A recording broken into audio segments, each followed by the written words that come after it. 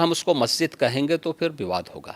मुझे लगता है कि भगवान ने जिसको दृष्टि दी है वो देखे ना, त्रिशूल मस्जिद के अंदर क्या कर रहा है, हमने तो नहीं रखे ना। ज्योतिर्लिंग हैं, देव प्रतिमाएं हैं, पूरी दीवारें चिल्ला चिल्ला के क्या कह रही हैं। और मुझे लगता है कि ये प्रस्ताव मुस्लिम समाज की तरफ से आना चाहिए कि साहब ऐतिहासिक गलती हुई है और उस गलती के लिए हम चाहते हैं समाधान।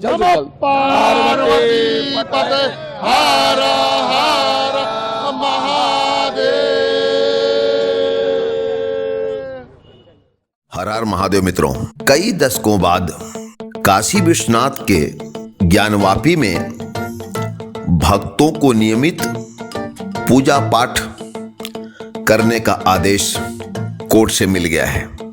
तो आदेश मिलते ही ज्ञानवापी के व्यासपीठ तहखाने में पूजा पाठ भी शुरू हो गया और यहाँ पर अखंड ज्योति जला दी गई है। और ऐसा होते ही भक्तों में खुशियों की लहर फैल गई है।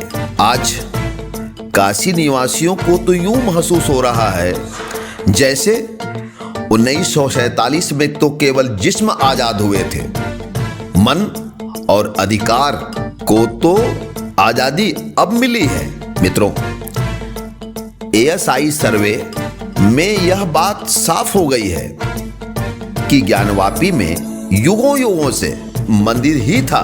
बस मुगल काल में मंदिर तोड़कर मस्जिद बना दी गई थी। यह अलग बात है कि जो लोग बाबरी मस्जिद के स्थान पर राम जन्मभूमि स्वीकार नहीं कर रहे थे, वे आज भी ज्ञानवापी को मंदिर मानने को तैयार नहीं है।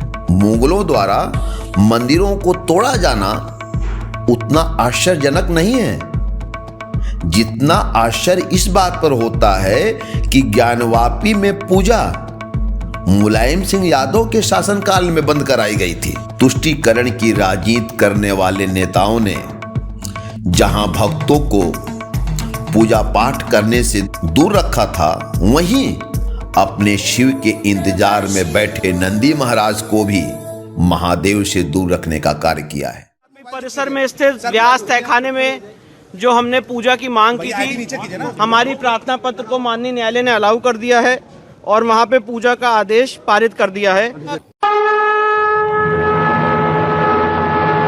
बनारस शहर के मध्य में विराजित है काशी का काशी विश्वनाथ मंदिर, जहां बाबा भोलेनाथ मां अन्नपूर्णा के साथ विराजमान है।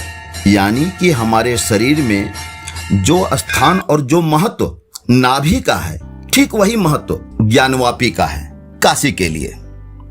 यदि बात करें मंदिर के इतिहास का, तो ईसा पूर्व 11वीं सदी में राजा हरिश्चंद्र ने जिस विश्वनाथ मंदिर का जीर्णोद्धार करवाया था, उसी का पुनः जीर्णोद्धार राजा विक्रमादित्य ने कराया।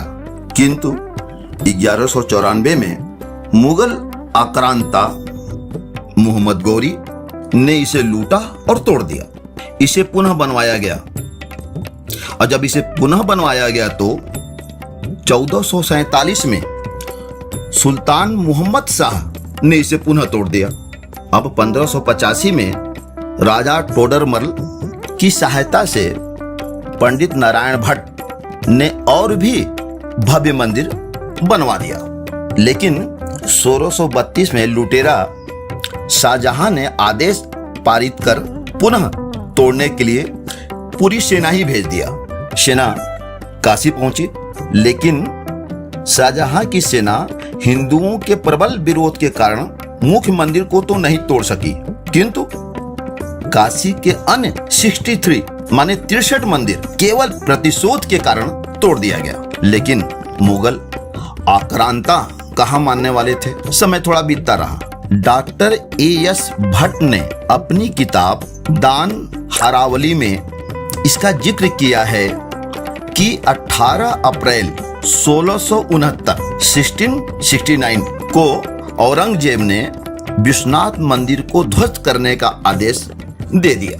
यह आदेश एशियाटिक लाइब्रेरी कल कोलकाता में सुरक्षित है और उस समय के लेखक साकी मुस्तईद खां द्वारा लिखित किताब मासीदे आलमगीरी में भी इस विनाश का वर्णन किया गया है कि इस बार मंदिर तोड़ दिया गया और इसी स्थान पर ज्ञानवापी मस्जिद बना दी गई है। इसकी सूचना 2 सितंबर 1669 को दी गई थी। खैर, इतना होने के बावजूद भी सनातनी अपने कार्य में लगे रहे और नतीजा यह हुआ कि मराठा सरदार दत्ताजी सिंधिया और मल्हार राव होलकर इस विश्वनाथ मंदिर की मुक्ति के लिए तमाम प्रयास करते रहे, लेकिन नियत में तो कुछ और ही था। और हुआ यह कि 1777 और 80 के बीच में इंदौर की महारानी अहिल्याबाई ने वर्तमान जो मंदिर है उसका जीर्णोद्धार करा दिया। और जब अहिल्याबाई आगे बढ़ी तो उनके सहयोग में पंजाब के राजा रणजीत सिंह ने वर्तमान विश्वनाथ मंदिर के 2 शिखरों को स्वर्ण से मंडित करवाया। और हाँ, जहां तक सवाल ज्ञानवापी का है तो नंदी का मुख मस्जिद की ओर होना इसका सबसे बड़ा सबूत है कि जिस शिवलिंग को लेकर तत्कालीन महंत ज्ञानवापी कुएं में कूद गए थे उस समय असल मंदिर किस स्थान पर रहा होगा, क्योंकि सर्वविदित है कि नंदी का मुख भगवान शिव के या शिवलिंग के तरफ ही होता है। खैर, अब देखना यह है कि नंदी का इंतजार कब खत्म होगा। हाँ, लेकिन यह भी जरूरी है कि जब मामला अदालत में है तो आपस में लड़ने के बजाय कानून का साथ सभी पक्षों को देना चाहिए। हर हर महादेव मित्रों।